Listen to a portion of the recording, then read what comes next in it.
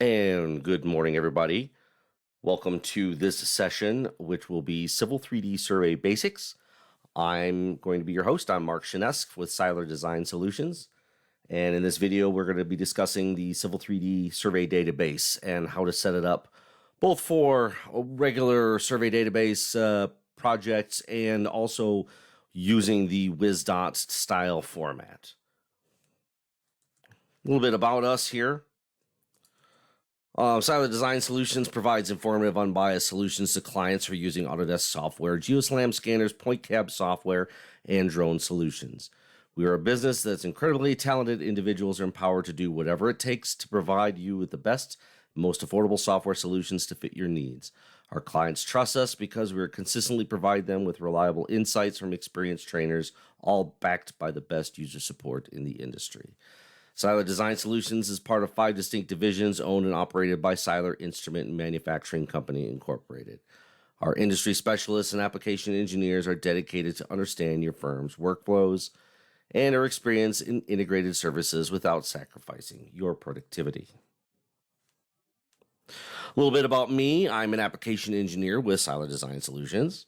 I'm a graduate of Michigan Technological University with an associate's in civil engineering technology. I have 30 years of experience in survey drafting, land development design, transportation site, and utility design. I am also an Autodesk certified instructor. I was also a MicroStation user for several years on that end of it as well. So I have a little understanding of what goes into making that transition, moving towards Autodesk products from other software. Today's session's learning objectives, we're going to understand the role of the survey database with Civil 3D, both internally and within the WizDot standards and practices environment. We're going to automate the representation of existing conditions, leverage the survey queries within the survey database to convey key site condition information, and be able to produce better deliverables to meet project requirements. Okay, so now we're going to talk a little bit about the background. Some of the things that we need to talk about when we're talking the Civil 3D Survey Database. We want to make sure that we're all on the same page. We're going to go over a little bit of basics here, okay? Throughout this session, we'll be showing some of these slides now, and I'll follow that up with a demonstration as we go along. So the first thing we need to understand are COGO points and survey points. What are the differences, what they are? COGO stands for coordinate geometry. They're the basic building block and represent surveyed point objects or calculated positions. These would be positions that are collected with the data collector, GNSS, even mapping data type of collectors, or a COGO point can be a calculated point. I can come in and I have several different tools within Civil 3D to place points using standard COGO, intersect, distance, bearing, intersect, distance, along lines, dividing objects, use it for creating stakeout points, etc. Okay, you can place it in a drawing file via standard placement or calculation routines, or I can also just dump. I can import a batch file or a CSV file full of points too, and just do a point dump. Survey points are similar to COGO points. They are actually COGO points, but they're tied to the external survey database and always represent field collected data. Okay. The next thing we're going to talk about is survey figures. Survey figures are similar to feature lines. If you're familiar with the Civil 3D feature line, they represent 3D line work tied to survey points created via the survey database. A feature line is a smart 3D polyline that has both stationing and elevation PI points, PBI points. Well, a survey figure is the same thing, except they're tied to the survey database and they're influenced by the points that are placed. They're used to represent both linear features collected in the field, both topo and feature objects. Chain-based figures are edited via a point table, as you can see by the illustration here, or there are vector-based figures, and they can be manipulated similar to feature lines using the horizontal geometry edit tools and the vertical edit tools. The survey database itself, now, those are the objects that are created and held within the survey database. The database is a separate file from your DWG file. Civil 3D, all the objects like alignments and profiles, etc., are held within the drawing. Well, the survey database is an external file away from the drawing. It is a file and folder grouping to store survey point data and also survey figure data to use in multiple drawings. It's used to generate the survey figures, the coded line work, based upon your field codes, and it's independent of the drawing, can be used to import data over and over and over again with consistent results. Now let's take a second here in our Civil 3D drawing to explore some of these concepts. Here I have a drawing that shows some survey points and survey figures. Now the actual data that came into this drawing came from an external file, and that's the survey database. Now within Civil 3D, the survey database is located under your tool space under the tab called Survey. If your Survey tab does not show up, be sure to turn on that particular tab using the icon under the palettes in the Home tab here. Okay. Once we go to our Survey tab, you can see that I'm currently in a live survey database, the Franklin Seiler office, and it contains survey points and the figures that have been added to my drawing. So if I select the point here, you can see the point is a Kogo point. However, if I come here to my prospector and I edit and list my points, you notice that my points are they're grayed out. I cannot edit any of them, and I have a new symbol on the side for what I'm used to seeing. This means these are survey points. I cannot edit these points within the drawing directly. I have to come back to the survey database and edit them if I need to. Okay, so that's a little concept. Again, these are survey figures then. The survey figures are the line work that gets created from the points using the line codes, then things we're going to discuss here in a second. Okay, moving back to the presentation. Before we begin using the survey database correctly and properly, there are several requirements that have to be taken into consideration. The drawing template must be complete with all required point styles, point label styles, and survey feature styles. The descriptor key set within the template maps the feature codes to point styles and point label styles, while the figure prefix database and line code library are independent external files that work in tandem with the drawing template to complete line work within the survey database. Now, the descriptor key set is part of the drawing template, complete with all required point styles, point label styles, and survey feature styles. Okay, but basically it takes the whatever feature code is given in the data file that's imported and says, okay, if I see this particular code, POLE, I'm going to bring in the existing pole symbol and also assign a point label style, in this case, as you see in the image here, default. Okay, that handles automatically. So that has to all be set up for each and every single one of your feature codes. Okay, you can also have multiple key sets can exist in your template. So let's say your company has two sets of survey figure keys. Maybe they do some of it alphanumeric, maybe some totally numeric. You can have both of those descriptor keys live within one single template. If it looks in the first one at the top of the list, if it can't find the code in the first one, it jumps to the second one and uses it when it finds it there. Okay, uses it in the preferred order. It can include special parameter codes like scale and rotate. So we could take like the second digit the second sentence or word in a description that could be a number and say, okay, we're going to take that number and we're going to apply a scale factor using whatever that number is. So maybe you have a tree code, say tree 4, then it's going to look at the tree code, put a tree symbol in the drawing, take that number 4, and if it's set up in the descriptor key, scale that tree maybe up 4 times to represent different tree sizes based upon the inputted data. The figure prefix database is created as an independent file, but it's tied to the template when created. Okay, it's an independent file, but you have to have your template file open when you create this because your survey figure styles are in the drawing, and when you create this feature code library, it's going to read into the drawing to pull those styles in. So it's kind of a weird situation, but that's the way it works. So it's an independent file, but it's tied to the template. The custom file type is typically located in the directory shown here under your program data Autodesk C3D, whatever year, and then ENU survey. It's a collection of feature codes associated with the linear features. And finally, the line code set controls how the lines are established, whether they're, the begin code, the continue code, the end, the begin curve, the recall.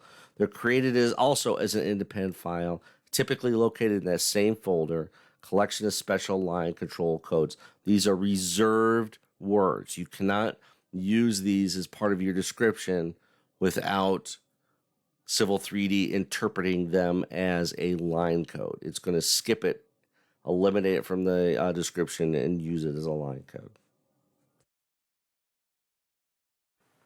Okay, back in Civil 3D, let's discuss some of these concepts here. I'm using the Wisconsin DOT Survey Start template, and I want to show you the things that need to be set up for Survey Database. So in my Settings tab here, under Point, if I expand on that and go to Point Styles, you can see there are numerous point styles already set up in this template. These are all the different point styles that Wisconsin DOT uses. If you have your own company standards and own template, you would use your own based upon your own feature codes, your own symbology. All right. So each of these is a point style. So it has a typical of a block and a size and a color and a layer. Okay. We'd also have our label styles set up as well. The default being no display. Okay.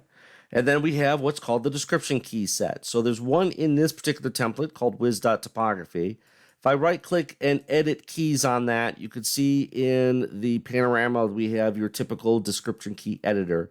On the left, we have the feature code. This is the first word of the description. So for point number northern easting elevation description, the very first word is the feature code.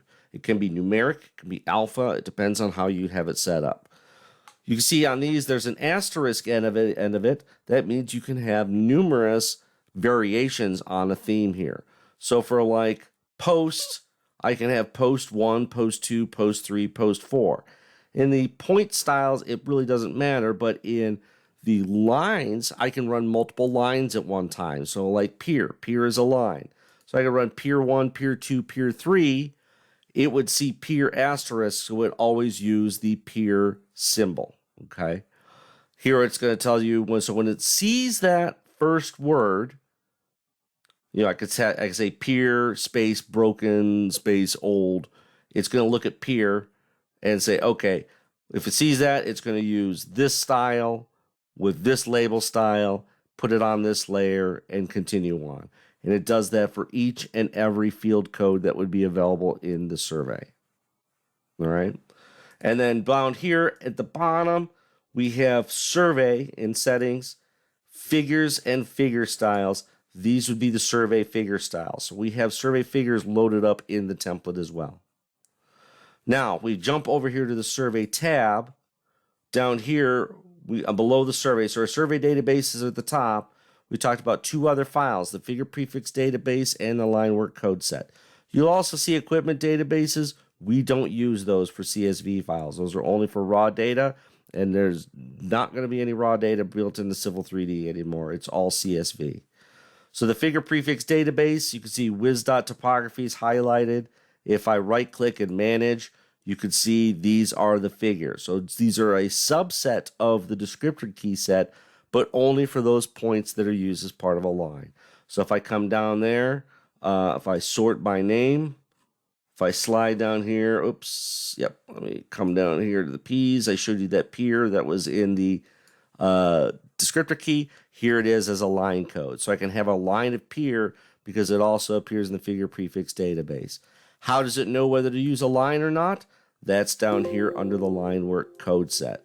So finally, the line work code set determines, hey, if it sees a B, if I had my description peer 1, let's say, space B, space old, space, rotten, whatever, it says, oh, I'm going to begin a line of this Pier 1. And then the next shot down will be Pier 1 with no descriptor. It's going to connect the two together. And then the next line it finds a Pier 1, it's going to connect that. And the next time it finds a Pier 1, it's connect that. Until it finally reaches a Pier 1 space E, which is the end code, and then it ends that line. And then I can reuse Pier 1 to start with a new B if I wanted to. Or I could run Pier 1, 2, and 3 at the same time with no end codes, and it would just stop at the very last point that it got. Typically, I always put an end code. It lets you recycle those numbers again for the next day topo. The line work code set that WizDot uses is pretty much the standard default one that's used by, as far as Autodesk is concerned. So these are very common. I'll show you a quick, or include an image of the different functions that each of these special codes use. Okay, let's back to the presentation. Okay. Now we're actually going to get into starting a new survey database. There are two methods depending on if you are using a standalone company. If you're not doing WizDot style surveys, you can do it this way, where you just navigate to the survey database. You right-click on survey databases, choose new local survey database, and create a database with your standard settings. The WizDot method is a little bit different because they have a lot of predetermined settings already done for you. All you got to do is copy that template to your working folder. Rename the folder to match the project name, and like the example I've given here. Right-click on it and choose refresh, and it'll appear in your list of survey databases. Then you can then open for edit. Let's see how that looks. Okay, let's go through starting a survey database. I'm in my Civil 3D open, same drawing. I'm in my survey databases. One thing I did not mention is something called a working folder. So right here under survey databases, I would first need to right-click and set a working folder. And this is similar to data shortcuts. This is going to be either a common folder where you have multiple survey databases, or you have one working folder for each survey database. So here I have one common folder, my Civil 3D 2020 projects. I'm going to show you how to create one standalone. So with this working folder, the common one, let's say I'm going to make one for this class. I will say right-click, new local survey database. I'll call this Wisconsin ASEC standalone. Okay, and then it creates that survey database and sets me up. And if I look back here under my working folder, there it just created that folder underneath there, and we're ready to go. Now the Wisconsin DOT one is a little bit different, and we're going to set up a standalone working folder. To close a survey database, you right-click on whatever's highlighted and say Close Survey Database. If I need to open it again, you just right-click and you say Open for Edit or Open for Read Only. So there is two different. If you're going to make new changes, you make sure you open for Edit. So to do the WizDot one here, we're going to go to a folder. So here I'm going to go to my C:WizDot under Standard. Now this is part of the state kit when you install it. You'll see SD 2020 template. I'm going to right-click and I'm going to copy this, all right? And then I'm going to browse to, back to my this PC. I'm going to my desktop. I have a project folder that I'm going to work on here under Design. This is a standard. Wisconsin DOT is my project number. Under Base Data, there's Survey. I'm going to paste it here under Base Data Survey. I'm going to right-click and say Paste. And then I'm going to rename it. For Wisconsin DOT, you typically rename it SD with the project number 1, 2, 3, 4, 5, 6, 7, 8. And then we're ready to go. You can see all the file. There's the SQLite file. There's my files are all in here. I'm ready to go. Back here in Civil 3D, now that I've done this, back in Civil 3D, I'm going to right-click. I got to set my working folder to that demo design C3D base data survey. Don't go one more deep. Leave that. That's my survey database. Say select folder, and there it appears, my survey database. So this is the way you do it for DOT. Then I can right-click on it, say open for edit, and I'm ready to go. Okay, back to the presentation. Okay. Once you import your data, before we process it and actually bring it into the database, we definitely have to make sure our database settings are set properly. When you right-click on the survey database name, choose Edit Survey Database Settings. We're going to make sure the distance is set properly to match our drawing. Our drawings are typically going to be in US foot. Our data is going to be in US foot. By default, Civil 3D comes loaded using international foot as its values, okay? So we're going to go into survey database settings for our particular survey database. We're always going to check and make sure our distance is US foot. If we don't do this, Civil 3D will think that our survey data is in international foot. If our drawing is set to be US survey foot, it will transform the points as it drops it in the drawing. So your coordinates are not going to match between the two. So this is very important. Now, you could set the coordinate zone here as well. It's not necessary unless you're doing a transformation between coordinate zones, like going from NAD 27 to 83 or something like that, or UTM or Latlon. You make sure you set your coordinate zone in the survey database, and you make sure you set it in the drawing, and then it will do a proper transformation of those points too. Okay. Once we're ready to import our data, it's typically going to be in two formats. It's either going to be in CSV, maybe .txt, maybe .xyz, but it's definitely going to just be a straight coordinate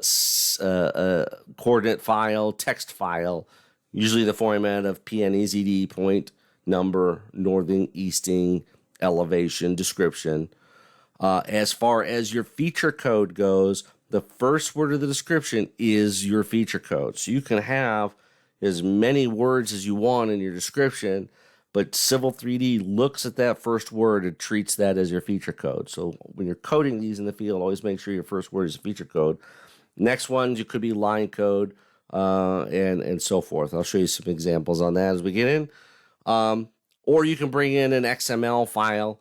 I know some data collectors, you need to transform from a certain format to XML, and you can read that XML file in. It'll also read that in the same fashion. Okay. You're going to right-click on the database name, import, and then import survey data, and then just follow the wizard along. And whether it's a text file or XML, it'll come in properly. Okay. Once we get those set, we're going to import our process our data. We have certain checks. We're going to process the line work as we go. And then once that's done, we can automatically import the figures and points into our drawing, or we can save that for later. So we can process it and say don't import, and then manually import in. There's two ways we're going to go about doing this. With Wisconsin DOT, they have certain things they want in certain drawings, okay?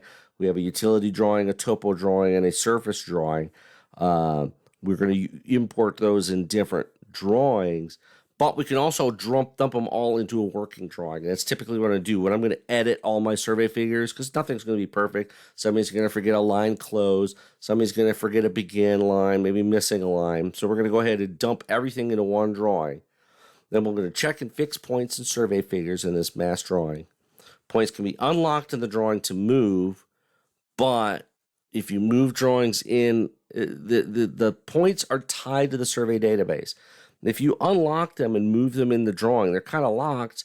All you're doing is modifying the drawing. If I was to re-import my points from the survey database, it'll fix those points and put it right back to where it was, okay?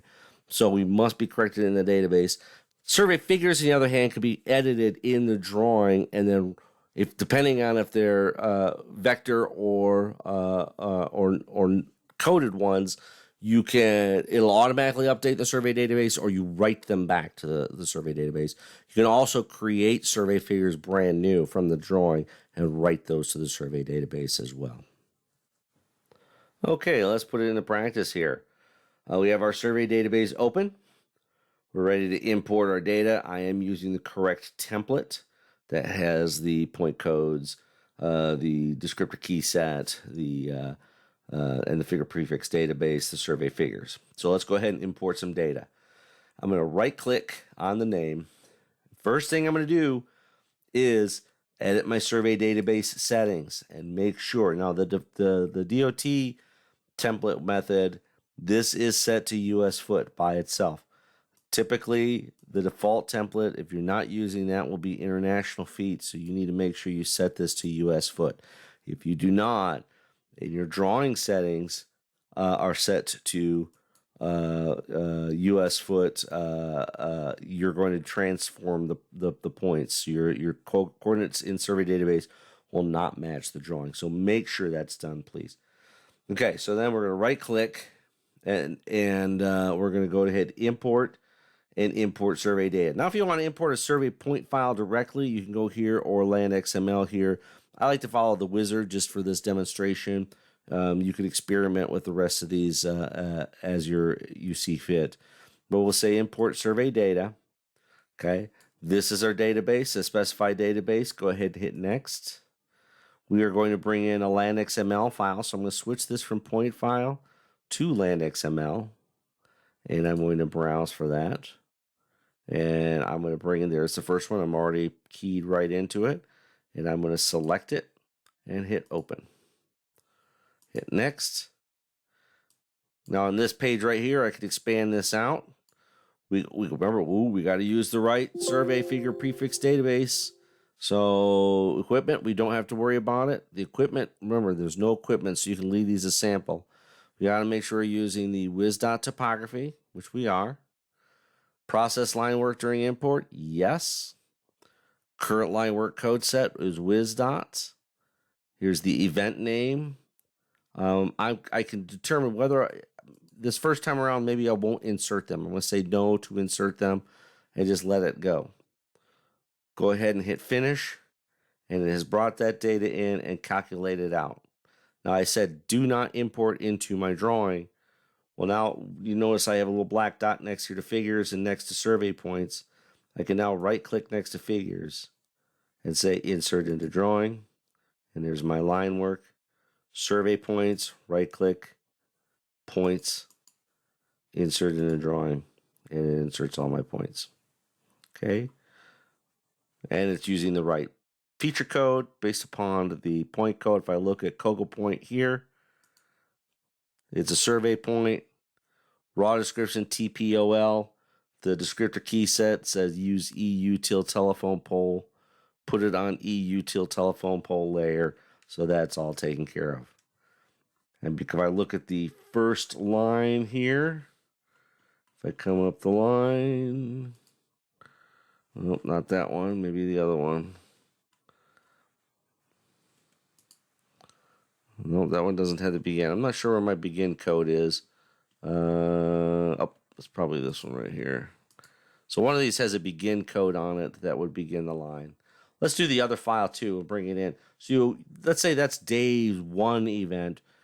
If I have multiple days of events, I just go ahead and keep bringing them into the same database and keep adding to the file set. So again, I'll right click here. I'll say import. I'm just going to go directly to import land XML. It just skips a bot and says, okay, choose your next file. There's my next file. I'll hit open.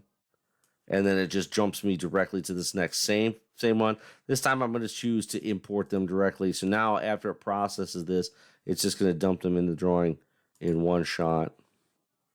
Boom. So that was some bridge work and some points. All right. And sometimes it zooms you way out. If it does, don't worry. Just zoom extents again. Now you can see I have all my points in there. Point styles, point lines, etc. Based upon my drawing. So this is a default survey database. Now I can go ahead here and edit those points and files here. One thing I am going to do is change my point group. I'm going to update those. There we go. And then it has all my lines on here. Typically when I'm working with a survey file, I usually turn my scale down to like 1 to 10 so I can see what's going on here without getting lost with all the point dump information. But you can see there's the point number, the elevation, and the line work. So I got a little bit of line work editing to do. I also have some lines that weren't coded right. So to show you the difference between editing survey figures. Now if I wanted to move a point here, like this guy pole, I can't just move it, it's locked. So I actually have to find this point 4241 here in the survey database, under survey points, I have to right click.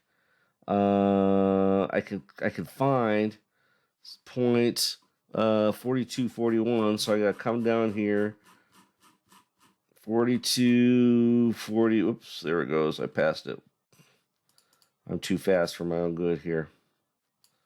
4241. And I'd have to manually change the northing and easting here. Let's say if I wanted to bump it like 3 feet east, I could type 44 and hit enter, and then I would have to save it. And then once I do it, then I'd have to right click and say points update or points insert in the drawing, and then it would show that bump over. So editing points is a little more difficult. It might be easier to go back to the original data file and edit your northings and eastings there, and then write them back here a second time. If I re-import any of these events, it'll delete and overwrite the points that are in the drawing and in the database. Now, survey figures, on the other hand, here I got a survey figure that's a p-pole. Well, that's not really a line code anymore. I need a different line code, like maybe overhead. So I'm going to edit this. Now, survey figures here, when I highlight it, you can see I get survey figure properties. Right now, it's showing me each of the 4 points that it's running through, and it's given it a name and a style. So it doesn't know what style it is, so I'm going to rename it from p-pole 41 to overhead 41. And then I'm going to change the style here from standard to, I think I have an e-util, overhead utility. Overhead utility. Okay. And then I'm going to hit OK. And that will update that point. And not only does it update it here, but it updates it back in my survey database. So then I can go through, let's say if I wanted to split the line or move a line, I can use this. Oops, I can only choose one at a time. I can do the same thing with this one here, survey figure properties. I don't have to change the name of it. I can tell it, say, hey, just use e-util overhead. And it will do that, or e-electric manhole or electric vault, overhead utility. Okay, and say that back. You could use other tools in this set here as well, in the survey figure properties to add a point or delete a point. If I wanted to split this, let's say there's a break between these 2 points, I can come here and I can say, hey, let's add a break and break this into 2, and that's going to ask me to name, I'll call this overhead 42. Okay, and now it's broken this into 2 separate survey figures, and then maybe I can delete that point from the survey figure, and that will let me break that survey figure. Again, these are permanent changes that are being written back to the survey database. If I wanted to, let's say, add these together, I can simply maybe draw a line between this Kogo point and this Kogo point here. And then under figures here, I can right click and I can say, create figure from object. And I'm going to call this name. I'll call this overhead 99. An additional way you can edit survey figures as well is using the same tools that you use for a feature line. Where if I selected the survey figure, I can expand on my edit geometry or my edit elevations tab.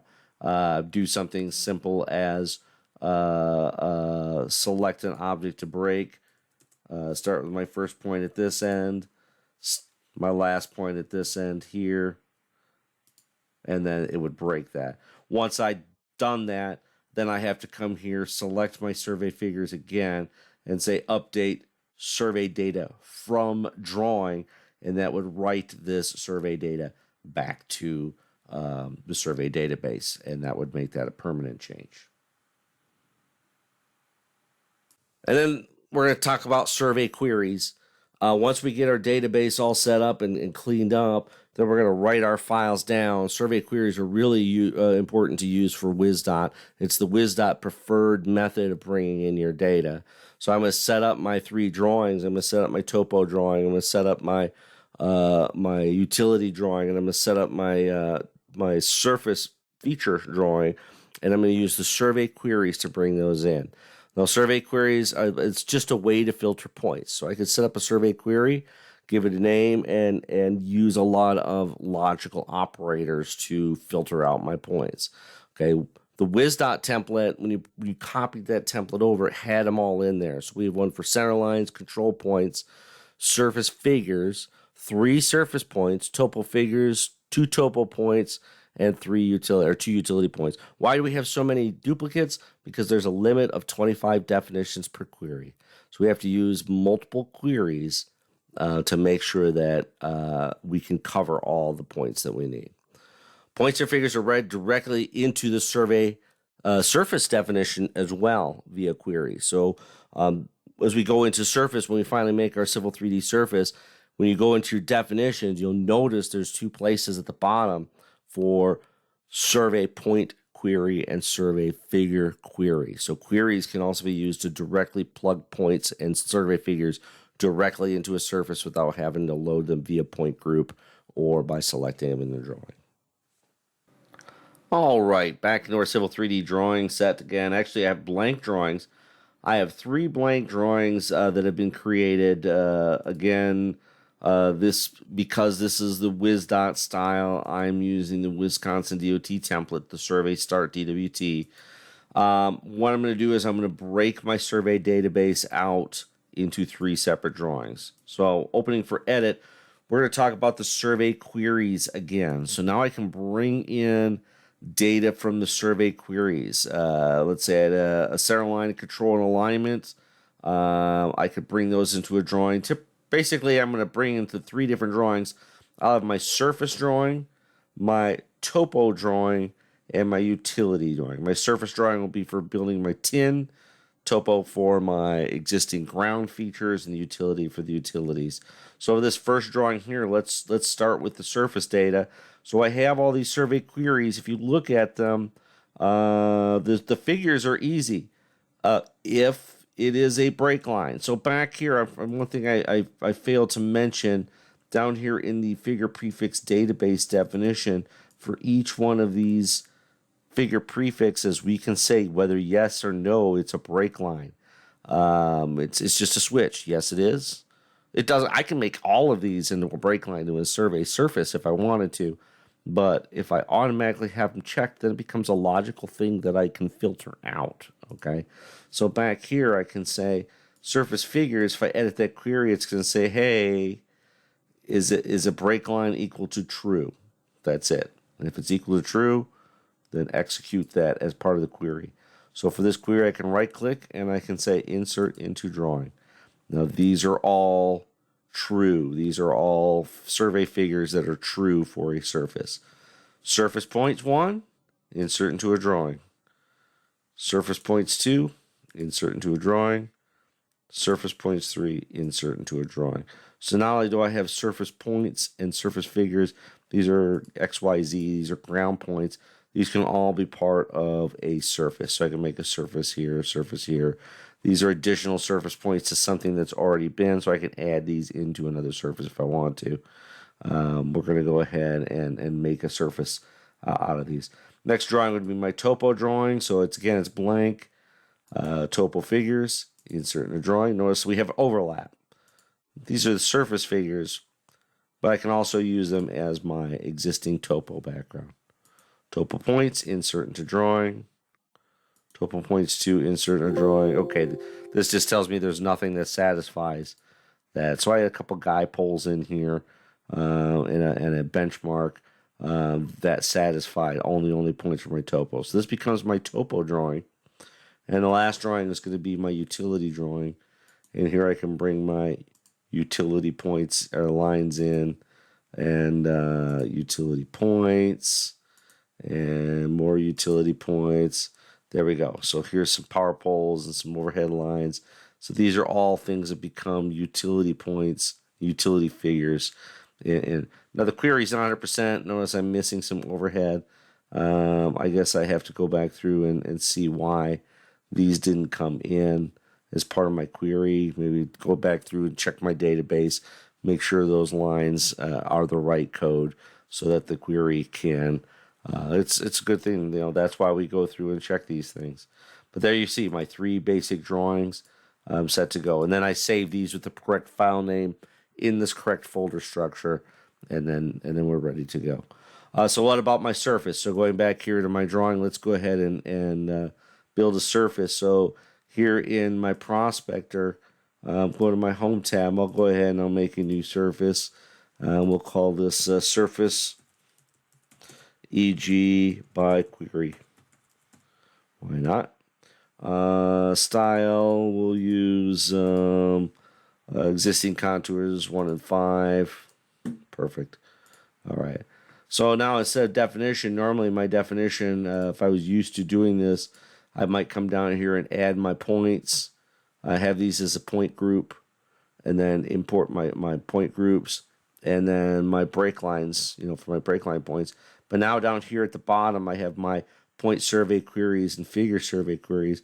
So I can right click here and say add, and add that surface points 1. Boom. And then right click and say add, and add surface points 2. Once 1 is gone, boom. And right click and add surface points 3. Now I got some disparate, just separate, results here because, I'm really concentrating the bridge, and I'll add a boundary in here to fix it up. But same thing with queries, figures. I can say add and make sure it's adding surface figures, and those are in there now. So that was my quick way. Now maybe I'll just quickly draw a polyline around what I want to keep. I don't care about that stuff on the outside for this particular model. There we go. And then boundary, add. Oops. Is that closed? Closed. Yes. There we go. Boundaries, add outer boundary. There we go. Anyway, and then I can modify this as I need to trim off, extra lines or whatnot. So there we go. I could have done this as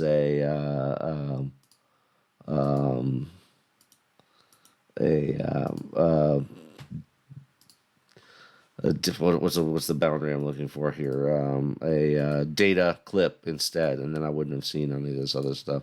So I can make, anyways, that would brought in my survey figures, my survey lines by query instead of. And then the nice thing about the queries now is this is a live thing to the survey database. So if I make changes or addition to my survey database, let's say I do add the remaining line points out here and I want to include all that, those can reflect back in through these queries. I can rerun the queries on the surface, and it'll read them right from the survey database. I didn't need any of this stuff in here. I could have started with a totally blank drawing and done it that way. So that's how survey queries work. Finally, the last thing I want to talk about is databases. So once you get all your data running, realize that pre-Civil 3D 2020 databases, if you want to continue using databases from older projects, they're in SQL CE format. You must use a tool called the Survey Database Migration Utility to bring those up to 2020. Okay, 2020 databases are in SQLite, and they are not backwards compatible to previous versions. So you go ahead and you download this tool from your Autodesk account. You run it and you browse to the folder where your survey database lives. You give it a new output. It cannot be the same folder. This tool guarantees that you won't lose your original data because it's going to force you to use a new directory, and it will convert your survey database over to the SQLite format so it could be used in 2020 and 2021. Okay? Well, thank you very much, and that covers everything. I'd like to invite you to come join us at our blog. I'll have a copy of this video up. I'm sure the fine folks at the ACEC is going to have these all available for viewing as well. But we'll copy this also to our blog after the presentations are all done. You can subscribe to our blog at http://seiler-ds.com/blog. And we have tips and tricks for Autodesk products, GeoSLAM products, drone, Pix4D, Autodesk news, all sorts of good tools, tips, and tricks. You can also contact us directly at cadtechnical@seilerinst.com if you have any questions or if you need any kind of support. And I thank you very much for attending this session. If you have any questions, feel free to email us, and have a great day. Enjoy the rest of the videos. Thank you. Bye-bye.